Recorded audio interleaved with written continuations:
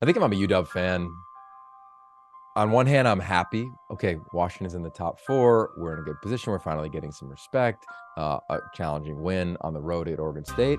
But I'll say on the other hand, I'm saying, why are we just happy at four? Like, I'm trying to go play in the Rose Bowl, right? As a 1 or 2 seed and choose my destination here in the CFP. And I think that's fair.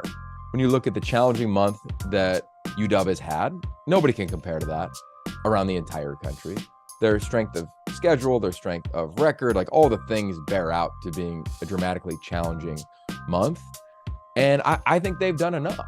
I think defensively, what they did against Oregon State was pretty impressive. What they did on third down, what they did total yardage. They're still the number 1 passing offense in America. Michael Penix Jr. is going to find his way to New York City as a Heisman candidate. This defensive front continues to grow. This back end, Jabbar Muhammad, Defensive Player of the Week in the Pac-12, was making plays all day long. Like, why are we just having the conversation of them in Florida State is the point. Last time I checked, Ohio State and Michigan have 1 win apiece against the Big Ten team who has a winning record today, and it's 2 wins over Penn State. Penn State, dramatically respectable program, saw what they did in the Rose Bowl last year, but they also fired their offensive coordinator earlier this month. So I just think we have to put all of it into context, and I'd be curious what the committee says. And I know that they had some games where they weren't great, but they won. And they looked pretty impressive, I thought, on Saturday night in Reser Stadium. Now they get another opportunity against a team that played, you could argue, their best game of the season in an absolute dominant win over Colorado and Washington State. So they got the Apple Cup, another shot at it. And then they'll get to play, presumably, an Oregon team that's sitting pretty high in the rankings. So if they can go win that, UW fans, you're going to climb higher than 4. Don't worry. And if chaos ensues, who knows how high you can actually climb. But today, I ask you, just take a breath. But if you're frustrated just sitting at 4, welcome to the club, because we've been saying it for a couple of weeks that we thought UW should be higher. Surprised where Utah sat in the rankings. I'm hoping they sat at 26 in that committee as they looked at their 20 through 25, because no one in the country outside of 3 other teams, so 4 total teams, have played 11 Power 5 teams in the country, Utah being one of them. Their strength of schedule is better than both Clemson and Tennessee. They've got 2 non-conference wins over Power 5 teams. And oh, by the way, one of them was against Florida. And I say that because to see Tennessee ranked blew my mind. I mean, that to me honestly had me sitting back. And I think anybody around the country was like, whoa, I bet those in Knoxville were probably surprised they were even ranked, because they just got rolled in their last 2 games. And I get it was against Georgia, and I get it was against Mizzou, but you also lost to the common opponent in Florida. And when you look at the context of Utah and the injuries they had and the way that game went, I get it. They were down quick, but you also got to look at what happened the week before, right? They're up at halftime against UW.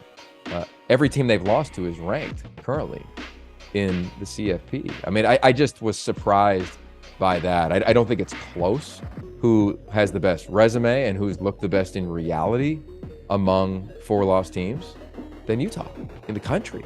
So I don't understand that one by any stretch. If I'm a Utah fan, I'm frustrated. And I think if you're anybody in the league who's ranked, you're also frustrated because everybody has beaten Utah to that point. So now when the committee or pundits want to look at Oregon's resume, talk about Oregon State, Arizona, Washington's resume, they're not going to include the Utah win. And that to me is dramatically inaccurate to how I would look at that thing.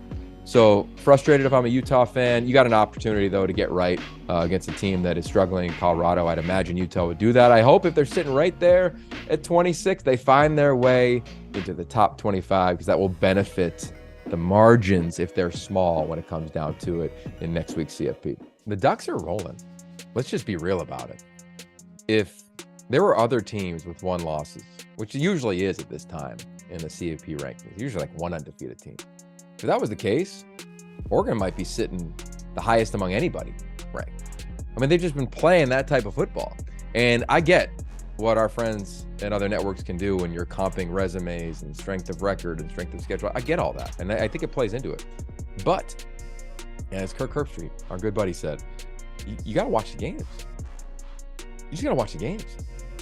And Oregon has been dismantling all of their opponents since they lost on the road at UW, where they missed the field goal, right? A chance to win the game. So I just look at this team now and what they did on the road at Utah, and what Dan Lanning did when he walked on that set on College Game Day as the first coach in the history of game day who's a visiting coach to walk onto that set in front of that crowd. I said to myself, ooh, this is something to be noticed. Then you watch every one of those cinematic recaps and you just see this team. I've been there a bunch of times this season, in the offseason, around Bo Nix, around this program, and they're rolling. So you want to get to the playoff. Well, you got to win out, obviously. And you got a game against a team that to end the game last year, I think it was last 17, 18 minutes, Oregon State ran the football. And Dan Lanning said earlier this week, like, his team remembers that. I wouldn't be surprised if like that score and that clock was on loop inside the facility. And I think it'll be a heck of a game, as it always is in that rivalry. But if Oregon can handle it and then go to Vegas and get a win, they're going to the playoff. Like, I do not want to hear about other one-loss conference champions. No other conference in the country has gone through this that has had to play 9 conference games. Reality, right? Big Ten play 9 conference games, but Michigan's played one ranked team, and then they'll play another one this weekend. Ohio State, it's been up and down all year long. Like, nobody's had, to me, the final gauntlet that the Ducks will have with Oregon State here, and then have to play a team twice, which would be UW. So if they can avenge that loss, they are going to the playoff, in my opinion. I don't even think it's close if we start to compare other potential one-loss conference champions. So I say that. I just say that they looked the part. They've looked the part in every phase: offensive front, defensive front, physically, athletically. They got a Heisman front runner in Bo Nix. And this team has lived up to the billing and answered the bell after getting knocked down. And if they can win out, they should be rewarded. And I don't think with just a 4 seed, because right now, if there are other one-loss teams, they're playing as well as anybody in the country other than possibly Georgia. It's hard not to think that Arizona under Jedd Fisch is one of the hottest teams in America. It's hard to also look at what they've done in 3 years and say, what? That is reality. Yeah, this was a team that won 1 game in his first year. Now, 8 of those games were within a score entering the 4th quarter. This team was playing sound football. They were also playing 5 quarterbacks. This year, they've had to play 2, but the guy who's leading the charge now, Noah Fifita, is red hot, bottom line. They've got the best offensive line I've seen in 20 years covering this program. And their style of play on defense and what Johnny Nansen has done, by the way, absolutely robbed of being a finalist for the Broyles Award, because oh man, has got this defense rolling right now. But you can't ignore it. You can't ignore how sound they play, how aggressive they play, the style of football that they play, the playmakers they have. Tetero McMillan, how he wasn't on the final list for the Blitnikoff, I don't know. Oh man, I wrote you in as a finalist, one of my 3 votes, because I think that he's as talented as anybody in America. And I just think overall, when you watch this team, you say, yep, they are really dangerous. I get their losses, all tight losses. You got to wear those. But this program has, in my opinion, turned the corner, especially with what they did in their most physical game of the year against Utah last weekend. Now they go into the Territorial Cup. Anything can happen in these rivalry games. I think Jedd Fisch will have his team ready. They need a little help. If they can get that help Friday, they got a chance to go to Las Vegas and play in the Pac-12 title and earn their spot in a New Year's 6. If they don't get that help, it still went out. They got a chance to get to 10 wins. And I am curious, what does the committee decide to do? So I think you have to look at, not only holistically what Arizona has done over the time that Jedd Fisch has been the head coach, but also this season and this back half of the season. And you look at the teams that are going to be ranked ahead of them and say, you know what? How would Arizona do against, if you look at the teams sitting at 11 through where they sit at 15, how would they do against Penn State, Ole Miss, Oklahoma, LSU? I think it's a fair conversation, because that team that sits most likely in the 11th spot is going to get a New Year's 6 bid. So there's a lot on the line this weekend for Jedd Fisch in his program.